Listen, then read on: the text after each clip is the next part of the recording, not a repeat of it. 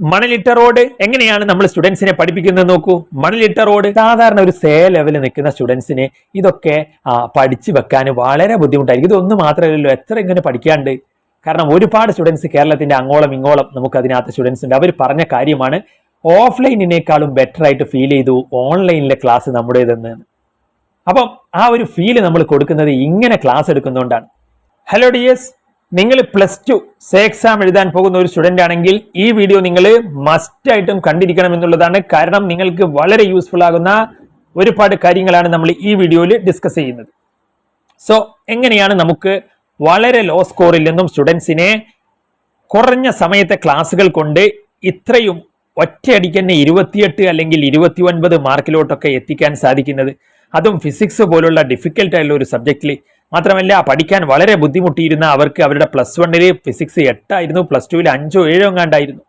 ആ ഒരു ലെവലിൽ നിന്നും അവരെ വളരെ ഹൈസ്കോർ എന്ന് പറയാവുന്ന അവരെ സംബന്ധിച്ചിടത്തോളം ഹൈസ്കോർ എന്ന് പറയാവുന്ന ഈ ഒരു ലെവലിലോട്ട് അവരെ എത്തിക്കാൻ നമുക്ക് സാധിച്ചതിന്റെ പിറകിലെ ആ ഒരു സീക്രട്ട് രഹസ്യമാണ് നമ്മൾ ഈ വീഡിയോയിൽ ഡീകോഡ് ചെയ്യുന്നത്.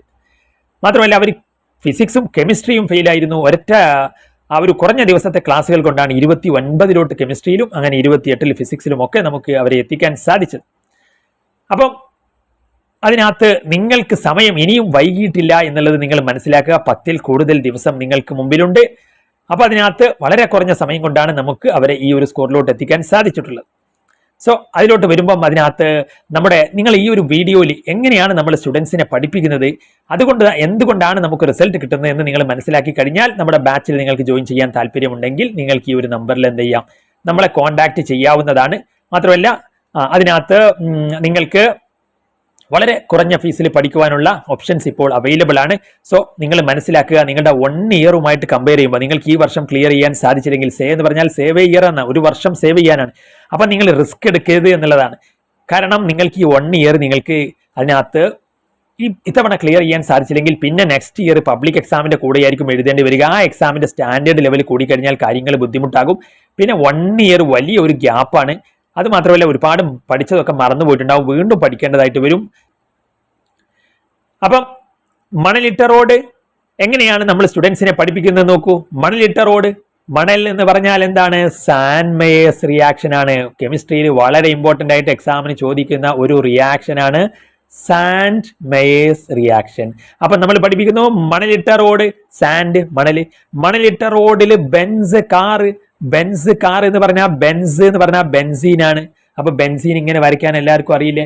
ബെൻസ് കാറില് പുള്ളി എന്താ വിചാരിച്ചതെന്ന് അറിയാം, മണലിട്ട റോഡാന്നൊന്നുമല്ല, പുള്ളി അത് NH ആന്നാ വിചാരിച്ചത്. അപ്പൊ ബെൻസീന്റെ മുകളിൽ NH കൊടുക്കുക. ഹൈഡ്രജൻ ആകുമ്പോൾ എപ്പോഴും 2 കൊടുക്കണ്ടേ, അപ്പൊ NH2 കൊടുക്കുക. മണലിട്ട റോഡില് ബെൻസ് കാറ് പുള്ളി വിചാരിച്ചു NH ആണ്. ആരാണ് വിചാരിച്ചത്? അനില്. അപ്പൊ അനിലിൻ. അപ്പൊ മണലിട്ട റോഡിൽ ബെൻസ് കാറുമായി NH ആണെന്ന് വിചാരിച്ച് നമ്മുടെ അനിലിന് യാത്ര പോവുകയാണ്. അനിലിന് ബെൻസ് കാർ മാത്രമല്ല, അനിലിന് ഒരു നാനോ കാർ കൂടി ഉണ്ട്. അപ്പൊ ആ റിയാക്ഷനിൽ വരുന്ന ആളാണ് NO2. അപ്പൊ ഓക്സിജൻ ആവുമ്പോൾ ലാസ്റ്റ് 2 കൊടുക്കണ്ടേ. അപ്പൊ അനിലിന് നാനോ കാർ ഉണ്ട്. റെഡിയല്ലേ? നാനോ കാർ ആരോ എന്ത് ചെയ്തു എന്നറിയോ? HCl എന്ന് പറഞ്ഞാൽ ആസിഡ് ആണ്, ഹൈഡ്രോക്ലോറിക് ആസിഡ് ആണ്. അപ്പൊ അനിലിന്റെ നാനോ കാർ ആരോ ഹൈഡ്രോക്ലോറിക് ആസിഡിൽ മുക്കി. അനിലും വെറുതെ ഇരിക്കോ? അനിലിൻ എന്ത് ചെയ്തു? അനിലിൻ എന്ന് പറഞ്ഞു കഴിഞ്ഞാൽ ഇങ്ങനെ വരയ്ക്കാൻ അറിയാലോ മേലെ. അനിലിൻ പൊട്ടിത്തെറിച്ചു. എന്നിട്ട് പറഞ്ഞു നോക്കല്ലേ എന്ന്. അപ്പൊ നോക്കല്ലേ എന്ന് ഇങ്ങനെയല്ലേ എഴുതുക? നോക്കല്ലേ. അപ്പൊ നോക്കല്ലേ എന്ന് 2 വട്ടം പറഞ്ഞു. അപ്പൊ N2Cl. അനിലിൻ പൊട്ടിത്തെറിച്ചു, +- അപ്പം അനിലിന് പൊട്ടിത്തെറിച്ച് നോക്കല്ലേ എന്ന് പറഞ്ഞു. നാനോക്കാർ ആരോ ആസിഡിൽ മുക്കിയിട്ടുണ്ട്. ആളുകൾ നോക്കാതിരിക്കോ? അവര് കൂക്കല് തുടങ്ങിയെന്നേ. കൂക്കൽ.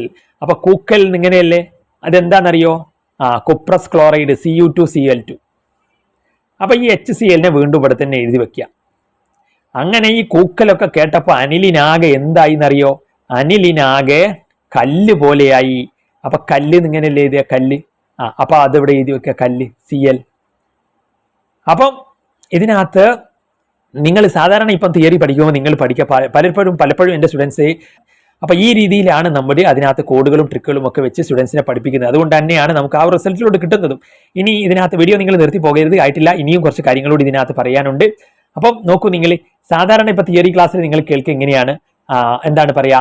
അനിലിൻ എന്ന് പറയും. അപ്പൊ അനിലിൻ NH2 എന്ന് പറയും. then NaNO2HCl react with then form diazonium salt then react with cuprous chloride. സാധാരണ ഒരു സേ ലെവലിൽ നിൽക്കുന്ന സ്റ്റുഡൻസിന് ഇതൊക്കെ പഠിച്ചു വെക്കാൻ വളരെ ബുദ്ധിമുട്ടായിരിക്കും. ഇതൊന്നും മാത്രമല്ലല്ലോ, എത്ര ഇങ്ങനെ പഠിക്കാണ്ട്. അപ്പൊ അത് കോഡും ട്രിക്കും ആക്കി പഠിച്ചാണ്ടല്ലോ ക്ലാസ്സിൽ നിന്ന് തന്നെ പഠിപ്പിക്കുന്ന രീതിയിലാണ് നമ്മുടെ പഠിപ്പിക്കൽ. അതുകൊണ്ട് തന്നെ നമ്മുടെ സ്റ്റുഡൻസ് പറയാറുണ്ട്, സാറേ ഓഫ്ലൈനേക്കാളും ബെറ്റർ ആണ് നമ്മുടെ ഓൺലൈൻ എന്ന്. കാരണം അത് ഈ രീതിയിൽ നമ്മൾ അവരെ പഠിപ്പിച്ചുകൊണ്ട് അവരങ്ങനെ പറയുന്നത്.